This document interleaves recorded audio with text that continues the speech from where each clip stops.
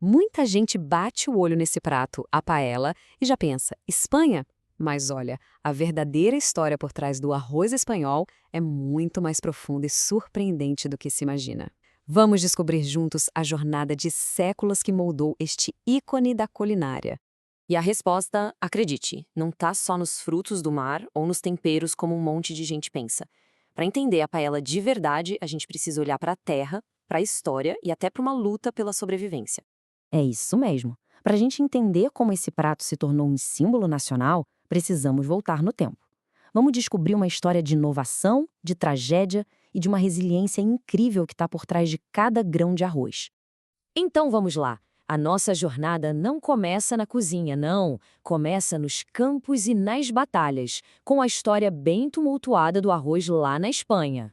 Olha que interessante, o arroz chegou na Espanha lá no século VIII, trazido pelos mouros, e eles não só trouxeram o arroz, eles implementaram sistemas de irrigação geniais que são usados até hoje. Mas aí vem a grande ironia da história, né? Com a chamada Reconquista Cristã, os especialistas que realmente sabiam cultivar o arroz foram expulsos. Foi uma perda de conhecimento que teve consequências gigantescas. E isso era só o começo dos problemas. Esse antigo ditado valenciano já revela um lado bem sombrio da cultura do arroz. É que os pântanos necessários para o cultivo também eram o criadouro perfeito para os mosquitos que transmitiam a malária. O custo humano disso foi imenso. E o mais curioso disso tudo é o grande mal-entendido da época. Acreditava-se que era a própria planta do arroz que causava a doença, sabe? E não os mosquitos na água.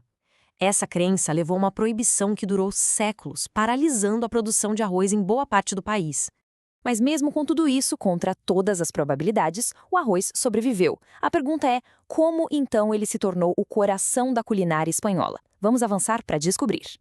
O arroz acabou encontrando refúgios em diferentes partes do país.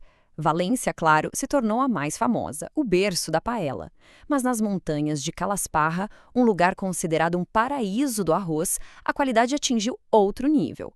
Enquanto isso, outras regiões se especializaram em grãos longos, já de olho no mercado de exportação.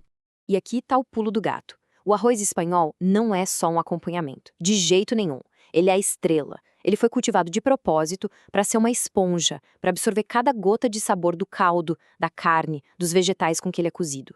E é aí que entram duas variedades que são praticamente lendas. O arroz bomba, um grão antigo, raro e incrivelmente absorvente.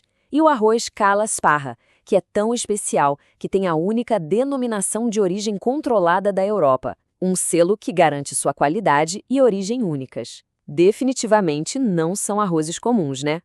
Bom, com o arroz perfeito em mãos, a Espanha criou seu prato mais icônico. Mas a paella que o mundo conhece talvez não seja a paella de verdade.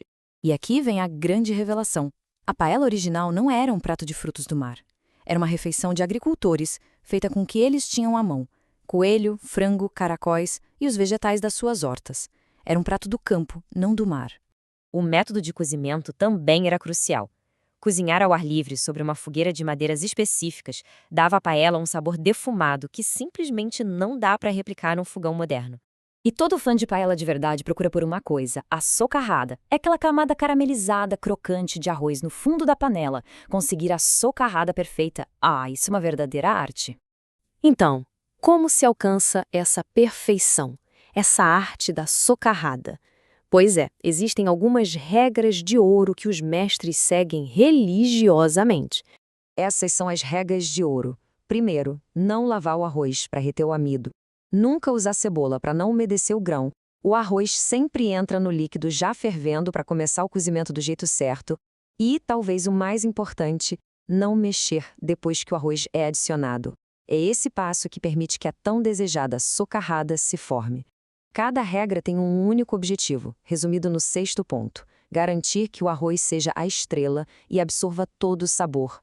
Olha, pode haver discussões sobre adicionar mariscos ou não, mas todos os chefes espanhóis concordam em uma coisa: a alma da paella, o que lhe dá sua cor dourada e aroma inconfundível, é o açafrão.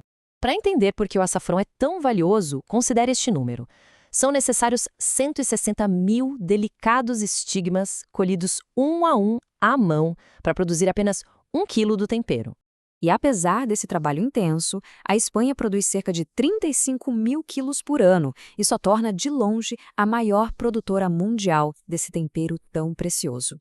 O processo é incrivelmente delicado. Cada flor de açafrão produz apenas 3 estigmas, que devem ser colhidos manualmente e depois tostados com perfeição para liberar seu sabor complexo. É um trabalho de amor e de muita precisão. E assim a gente fica com o pensamento final. A paella é muito mais do que seus ingredientes vistosos. É a história de um grão que sobreviveu a proibições e doenças, aperfeiçoado para absorver a alma da terra. A verdadeira questão então é: o que realmente se saboreia em um prato de paella? A guarnição ou a história contida no arroz?